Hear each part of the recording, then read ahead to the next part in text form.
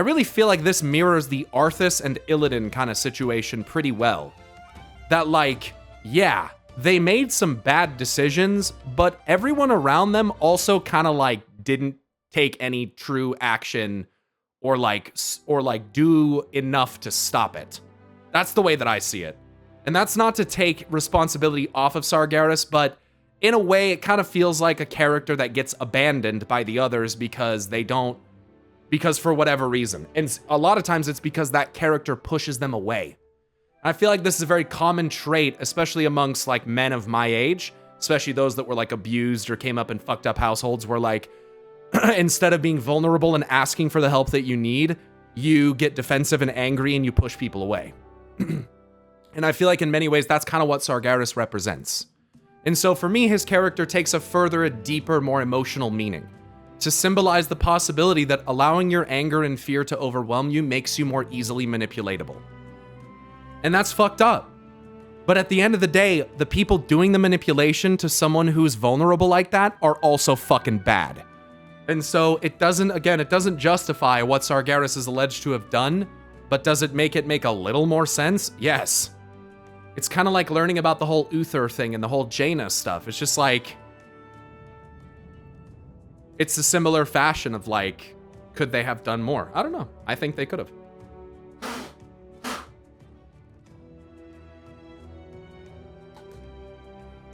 I legitimately think a good portion of people don't believe Blizz is smart enough to create that deep of a connection. I'm not those people. It's just a theory. Yeah, it's because these people, you want to know why? You guys want to know why?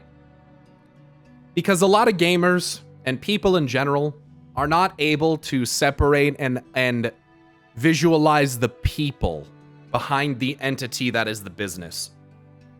And that's why. Because they see Blizzard as a corporate business entity, and they don't think about Maria Hamilton or Chris Metzen or Ann Stickney's ability to actually write something. You want to know why? Because they don't know anything about these people. They don't know anything about them. These are the same people that never went back and listened to Chris Metzen's 2004 BlizzCon lore address. These are people that never read the preface to Chronicle. These are people that skip the Blue Dragon flight quest line. These are people that more than likely do not pay attention. They're not, and it doesn't matter if they pay attention or not. They can't have sympathy or empathy for the position of an individual who's actually responsible for writing and designing a quest, because they view it as the corporate identity that is Blizzard. That's why people don't say specific names when they talk shit about Blizzard most of the time. They just say Blizzard. It's because they don't actually know. They don't actually know who works there, and they don't want to talk shit about those individuals because, frankly, I don't even know if they don't even realize who makes what or any of those things. It's a disconnect. When you can just say Blizzard doesn't know how to write, what you're not saying out loud, but what you're really secretly saying is that the individual people who work there are not creative enough to write a story that's good enough for you. That they're not good enough. And by extension, there is often an implication that the individual claiming such things could write it better.